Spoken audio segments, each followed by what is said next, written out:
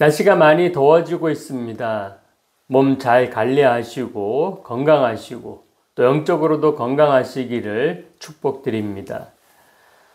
제 자신을 돌아보면 기도하면서 성령의 능력을 참 많이 구했고 또 구하고 있다라고 생각합니다. 특별히 목회자는 성령의 능력이 참으로 필요합니다. 그 중에서도 저처럼 교회 부흥을 꿈꾸는 작은 교회 목사는 성령의 능력을 매일매일 구하게 됩니다. 성령의 능력을 구한다는 것은 기적과 같은 역사를 일으켜서 사람들로 하여금 하나님이 계신 것과 살아 역사하심을 증거할 수 있다면 세상 사람들이 교회로 많이 오게 될 것이다 라는 기대가 있기 때문입니다. 사실 우리가 생각하는 성령의 능력을 성경은 은사라고 표현하기도 합니다. 고린도전서 12장 8절에서 10절에 보면 그 종류를 잘 나타내주고 있습니다. 그것은 지혜의 말씀, 지식의 말씀, 믿음, 병고침, 능력 행함, 예언, 영분별, 각종 방언, 또 방언 통역 등으로 설명하고 있습니다. 저는 지혜와 지식으로 설교를 잘할 수 있게 해달라고 기도했습니다. 그리고 병고침의 은사와 예언, 또 영분별과 방언 통역도 구했습니다. 이 중에서도 병고침의 은사가 있으면 교회 부흥하는 데는 정말 최고다라고 생각을 했습니다. 이성적으로 생각하면 초자연적인 일이라 믿을 수 없는 이야기입니다. 그러나 정말 옛날에는 이 성령의 은사로 부흥한 교회들이 많았습니다. 그러니까 이 성령의 은사가 허구가 아니라 사실이라는 것입니다. 지금은 많이 줄었지만 이와 같은 능력이 행하여지던 때가 있었습니다.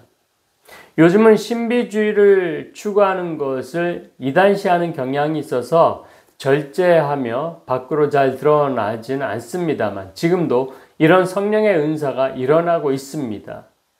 성경도 말씀하기를 각 사람에게 성령을 나타내심은 유익하게 하려 하심이라 라고 했습니다. 성령은 사람을 유익하게 하고 돕는 하나님의 거룩한 영이기에 당연히 성령의 능력으로 사람에게 이로움을 주는 것입니다. 저희 아버지가 안동지나 시골 영양에서 목회하실 때에 그곳 교회 반주자가 장로님 부인 권사님이셨습니다. 그분은 피아노를 배우지도 않았지만 찬송가를 치고 싶어서 기도했더니 그냥 찬송가를 치게 되셨고 중년의 나이에 교회 예배 반주자가 되셨습니다. 그런데 이 은사, 성령의 능력에 대해서 우리가 주의해야 하는 것이 주객이 전도될 수 있다라는 것을 조심해야 한다는 것입니다. 성령은 누구 대신 이 땅에서 일을 하십니까? 그리스도입니다. 그런데 사람들은 그 능력의 원천인 예수 그리스도에게 관심이 가기보다는 기적과 같은 능력에 더 관심을 보인다는 것입니다. 그리고 성령의 목적이 무엇입니까? 예수님이 하시던 일을 하는 이 땅의 복음 전파입니다. 성령의 능력은 복음 전파를 위해 사용되는 것이고 어떤 한 사람의 이익을 위해서나 복음 전파와는 상관없는 일에 이 성령의 능력이 나타나지 않을 수가 있습니다. 그러나 사람들은 성령의 능력에 놀라워하며 교회에 왔다가 자신에게는 그런 기적의 능력의 혜택이 없을 거다라고 느껴지게 되면 교회에 등을 돌리고 나가버리게 되는 경우가 많습니다. 예수님과 상관없이 자신에게 이익이 안 된다라고 싶으니까 그렇게 하는 것입니다. 주객이 전도되는 경우입니다. 예수 그리스도를 믿게 하는 유익을 주고자 하는 것이 바로 성령의 은사입니다. 능력입니다. 그러나 사람들은 성령의 은사에만 관심이 있을 뿐입니다. 또한 성령의 은사를 행하게 된 사람은 처음엔 놀라워하며 정말 하나님의 은혜입니다 그러면서 감사하지만 시간이 지나면서 사람들이 와 대단하다 그러면서 칭송하니까 마치 자신이 능력을 행사하는 것처럼 착각을 하고 교만해지는 경우도 있습니다. 사람들의 칭송과 인기에 연연해하게 되고 칭찬과 물질이 오고 가지 않으면 서운해하고 정성이 없다라고 생각까지 합니다. 샤머니즘으로 점이나 굿을 하는 사람들과 별 차이가 없는 병폐를 낳게 되기도 합니다. 그러면 성령의 은사는 사라지게 되는 것이죠. 차라리 성령과 별 차이가 없는 그런 은사가 없던 그런 시절이 그 사람에게는 오히려 유익이 됐을지도 모릅니다. 우리가 잘 아는 성경의 사울왕도 이스라엘의 초대왕이 되는 과정을 보면 인간적으로 사람 괜찮고 믿음도 좋고 신실한 사람 아니었습니까? 그러나 왕이 된 이후 조금씩 변해서 죄 없는 다윗을 죽이고자 했고 하나님의 뜻을 거스르고 결국 비참한 최후를 맞이했습니다. 차라리 왕이 안 됐으면 신실하게 하나님 섬기며 살지 않았겠습니까? 어디 사울왕만 그렇습니까? 거의 대부분 사람들은 자신에게 권력이나 능력이 생기면 그것으로 죄를 짓게 되는 경우를 참 많이 봅니다.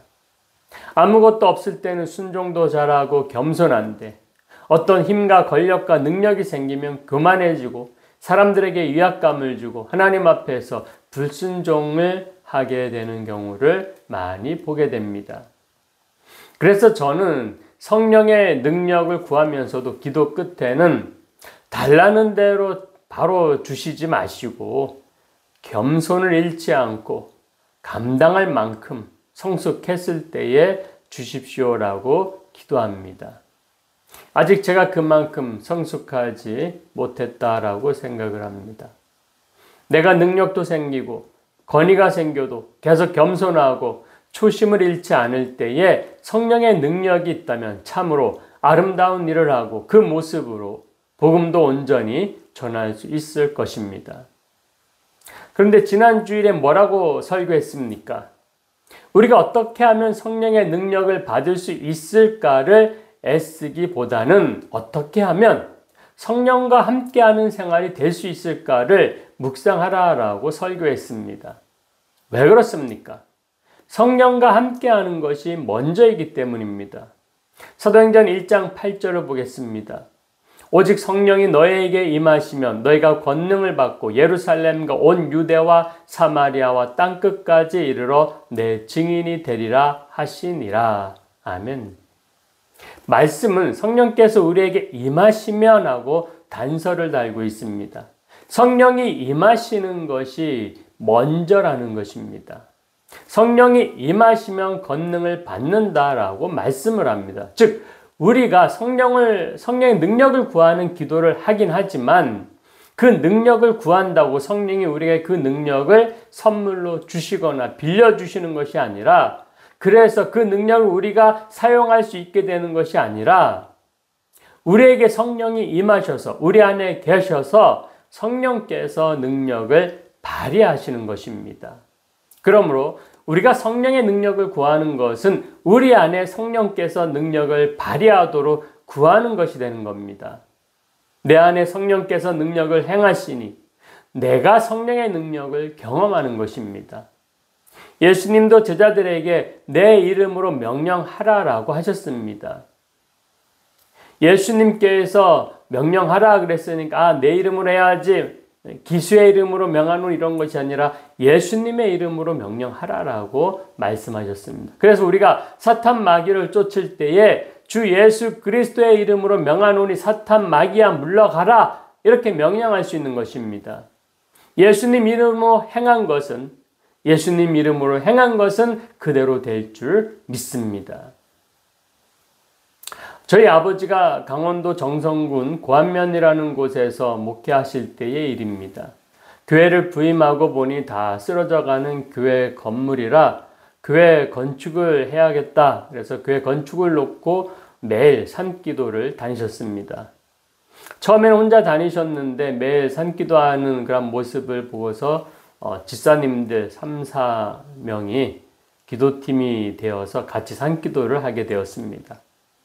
어느 날 산기도를 하러 기도팀원들과 산을 올라가시는데 저 멀리 산 아래에서 무당이 꽹가리를 치면서 구슬하는 소리가 들리더랍니다. 그래서 굿하는 쪽을 향하여 손을 들고 나사렛 예수의 이름으로 명하노니 사탄아 물러가라 그렇게 명령을 하고 다시 산을 향해 올라가는데 꽹가리 소리가 그치고 무당이 두 손에 칼을 들고 입으로는 돼지 머리를 물고 아버지 쪽으로 뛰어오고 있더랍니다. 그때 기도팀 집사님들은 무슨 일인가 하고서 그냥 멍하니 쳐다보고 있었고 아버지도 의아한 마음이 들었지만 당당한 눈빛으로 노려보니 무당이 앞에까지 와서 쓰러지더라는 겁니다. 그러자 바로 무당을 뒤쫓아온 어떤 여자가 부축해서 굿하던 장소로 내려갔다는 그러한 일화가 있습니다. 그때가 제가 중학생이었고 학교 다니던 때라서 직접 보진 못했지만 이 이야기를 들은 다음부터 저는 굿하는 소리가 들리면 가던 길을 멈추고 주변에 사람이 없는 것을 확인하고 나사렛 예수의 이름으로 명하노니 사탄아 물러가라 이렇게 명령을 하곤 했습니다. 그럼 정말 꽹가리 소리가 잠시 멈출 때가 있습니다. 여러분도 한번 해보시기 바랍니다. 믿음대로 될 줄 믿습니다. 이처럼 능력은 주님의 능력, 성령의 능력이 발휘되는 것입니다. 내가 선물 받은 내 능력이 아닙니다. 내 안에 임재하셔서 내 입과 손발을 사용하셔서 능력을 행하시는 것입니다. 그래서 저는 기도하면서 하나님, 저를 하나님의 쓰임받는 도구가 되게 해 주십시오라고 기도를 합니다. 우리는 주님의 도구일 뿐입니다. 우리는 하나님 나라의 주인공은 될 수 있지만 능력의 주인공은 아닙니다. 이 사실을 알고 기억한다면 우리는 언제 어디서든 겸손해질 수가 있습니다. 교회 공동체에서는 겸손하지 않으면 실패할 수 있습니다. 저도 가끔 교만한 소리를 할 때가 있습니다. 제가 그 교회에 있을 때 그 어려운 일을 제가 해냈지 말입니다. 이렇게 하면서 자랑할 때가 있습니다. 많은 목사님들 또 신자들이 이런 자랑을 많이 합니다. 그 건물, 그 교육관 내가 주동해서 세웠어. 그 교회 내가 부흥시켰어. 그 목사님 내가 학비대줘서 이렇게 유명한 목사님 내가 만들었잖아. 이런 모든 것이 정말 사람의 일이겠습니까? 내 안에 성령이 역사하신 일입니다. 그런데 그 모든 것이 나의 자랑이 되고 나니 공동체 안에서는 꼴보기 싫은 존재가 되고 시기 질투의 존재가 되어서 공동체를 위태롭게 만들 수 있는 것입니다. 교회 공동체를 위태롭게 하는 것은 주님이 원하시지 않는 일입니다. 주님의 일을 함에 있어서 절대 겸손을 잃지 마시기를 부탁드립니다. 그러므로 오늘 우리가 기억해야 할 말씀은 성령의 능력을 구하기 전 먼저 성령과 함께 하고자 하라. 성령께서 우리 안에 영원토록 거하시도록 하는 것이 먼저다. 성령과 동행하는 삶을 사는 것이 먼저다. 라는 말씀인 것입니다. 사실 믿는 우리는 이미 성령님과 함께하고 있습니다. 우리가 예수 그리스도를 믿는 순간부터 또는 모태에서부터 예수님을 믿는 순간부터 성령님은 우리와 함께 하십니다. 이 사실을 우리가 어찌 알 수 있습니까?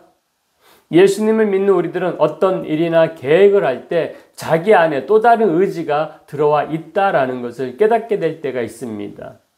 나는 이쪽으로 가고 싶은데 자꾸 마음속에서는 다른 쪽으로 가게 합니다. 그분이 바로 성령님이십니다. 내가 생각하는 것과 성령이 생각하는 것이 전혀 맞지 않으면 나타나는 그런 때가 있죠. 그것은 신앙적인 갈등입니다. 그러나 성령님과 나의 마음이 일치가 되기만 하면 그때에는 최고의 사역을 완수할 수 있게 되는 것입니다. 성령님과 내가 최고의 콤비 플레이가 되는 거죠. 무엇이든지 할 수 있다는 자신감과 담대함이 생깁니다. 성령은 능력이 있기 때문입니다. 이것이 성령과 동행하는 묘미입니다. 그렇다면 성령과 나의 마음이 일치가 되어 성령과 동행하는 묘미를 맛보려면 어떻게 해야 하겠습니까? 성령께서 기뻐하는 사람이 되어야 합니다.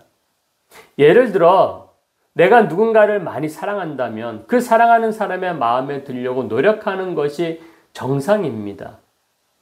그러나 반대로 내가 누군가를 많이 사랑하는데 그 사람이 왜 내 마음에 들도록 노력하지 않는 거야 하면 그건 화를 낸다면은 비정상이죠. 내가 내 마음에 드는 사람한테 내가 가야 되는 거죠. 그 사람이 나한테 오도록 기다리는 것은 안 되죠. 내가 성령과 동행하는 게 기쁨이고 유익인 것을 안다면 우리는 성령과 친해지도록 노력하고 성령이 기뻐하는 것을 하고자 해야 할 것입니다. 그것이 우리가 성령에 가까워지는 것입니다. 즉, 거룩한 영에 내가 가까워져야 하는 것입니다. 왜 그렇습니까? 영과 육은 반대의 성질이 있기 때문입니다. 그런데 우리는 육의 존재입니다. 로마서 8장 6절에서 8절 말씀입니다. 육신의 생각은 사망이요 영의 생각은 생명과 평안이니라. 육신의 생각은 하나님과 원수가 되나니 이는 하나님의 법에 굴복하지 아니할 뿐 아니라 할 수도 없음이라. 육신에 있는 자들은 하나님을 기쁘시게 할 수 없느니라. 이 말씀을 통해 보면 육의 생각이 가득해서는 하나님을 기쁘시게 못한다고 합니다. 즉 성령도 기쁘시게 할 수 없다는 뜻이 됩니다. 그래서 우리가 육의 생각을 어떻게든 처리를 해야 하는데 어떻게 하면 좋을까요? 갈라디아서 5장 24절입니다. 그리스도 예수의 사람들은 육체와 함께 그 정욕과 탐심을 십자가에 못 박았느니라. 아멘. 육체와 함께 그 정욕과 탐심을 십자가에 못 박아야 합니다. 다행히 우리는 이미 그리스도와 함께 십자가에 못 박힌 사람이기 때문에 우리의 육체와 함께 우리 안에 있는 정욕과 탐심을 모두 십자가에 못 박은 사람이라고 말할 수 있습니다. 그러나 실제로 우리의 모습은 어떻습니까? 우리 안에 있는 정욕과 탐심이 전혀 십자가에 못 박히지 않았고 여전히 우리 안에 살아서 우리를 정욕대로 행하도록 선동합니다. 그런데도 말씀은 우리 그리스도 예수의 사람들은 육체와 함께 그 정욕과 탐심을 십자가에 못 박았다라고 말씀하고 있습니다. 이것은 성경이 잘못 말한 것일까요? 아닙니다. 그것은 육체의 정욕이 우리를 절대적으로 지배하지 못한다는 뜻입니다. 예수님을 믿기 전에는 정욕과 탐심이 절대적이었지만 예수님을 믿고 난 후에는 우리 안에 있는 또 다른 성령의 힘으로 육체의 정욕에 대해 거부할 수 있고 싸울 수 있고 싸우면 이길 수 있게 된 것입니다. 그리고 성령께서 기뻐하는 존재가 되어서 성령과 동행할 수 있게 된 것입니다. 이 사실을 무조건 믿으시기 바랍니다. 옛사람의 습관과 성품은 여전히 남아있지만 우리는 성령으로 항상 승리할 줄 믿으시기 바랍니다. 그러면 성령님과 동행하는 삶은 어떤 삶입니까? 갈라디아서 5장 25절입니다. 만일 우리가 성령으로 살면 또한 성령으로 행할지니. 아멘. 성령께서 기뻐하시는 삶은 우리가 성령으로 사는 것입니다. 또한 성령으로 행하는 것입니다. 우리는 예수님을 믿고 성령이 우리 안에 임재하셨음에도 불구하고 내 뜻대로 행하려고 할 때가 많습니다. 우리가 성령에 맞추려고 하지 않고 성령이 우리에게 맞춰주길 원하는 것입니다. 그래서는 성령으로 행할 수가 전혀 없습니다. 그래서 이런 난제를 위한 처방이 24절과 같이 육체의 정욕과 탐심을 십자가에 못 박는 것입니다. 그래서 갈라디아서 2장 20절대로 살아가는 것입니다. 내가 그리스도와 함께 십자가에 못 박혔나니 그런즉 이제는 내가 사는 것이 아니요 오직 내 안에 그리스도께서 사시는 것이라. 이제 내가 육체 가운데 사는 것은 나를 사랑하사 나를 위하여 자기 자신을 버리신 하나님의 아들을 믿는 믿음 안에서 사는 것이라. 아멘. 자기는 죽고 내 안에 예수님께서 사는 것입니다. 나의 육신적인 성격, 혈기, 말, 행동은 죽고 예수님의 성품이 사는 것입니다. 예수님의 성품이 나를 통해서 나타나기에 예수님 믿는 사람에게는 성령의 열매가 맺히는 것입니다. 이렇게 성령의 열매가 내게서 풍성히 맺힐 수 있도록 만든 이 중요한 사건이 내가 그리스도와 함께 십자가에 못 박히는 것입니다. 죽은 자는 말이 없습니다. 죽은 자는 아무리 찔러도 꿈쩍하지 않습니다. 죽은 자는 화를 내지도 않습니다. 죽은 자는 정욕이 없습니다. 죽은 자는 탐심도 없습니다. 죽은 자는 아무것도 하지 못합니다. 그러나 나를 제대로 십자가에 못 박지 못하면 나는 지랄 맞은 사람이 됩니다. 여러분, 지랄하다라는 말의 의미를 아십니까? 사전을 찾아보면 이 지랄하다는 마구 법석을 떨며 분별 없이 하는 행동을 속되게 이르는 말이라고 합니다. 인터넷에 혈액형에 따라 사람 성격을 분류해 놓은 내용이 있습니다. A형은 소세지라고 합니다. 소심하고 세밀한데 가끔씩 지랄한다. B형은 오이지라고 합니다.